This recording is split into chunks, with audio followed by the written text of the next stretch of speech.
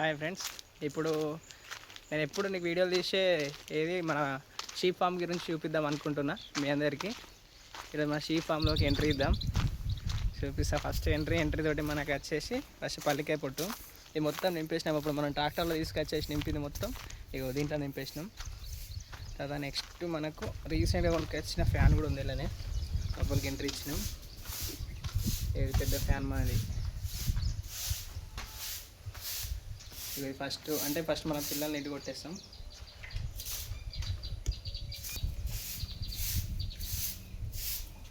Fan ఈ కొట్టాం, వెనక డ్రమ్ములు అది తిన్న తర్వాత మొత్తం ఇటు కొట్టేస్తాం. ఇప్పుడు మల్లిగాడు ఇప్పుడు మొత్తం గొర్రెల గురించి చూసుకునేది వీడే.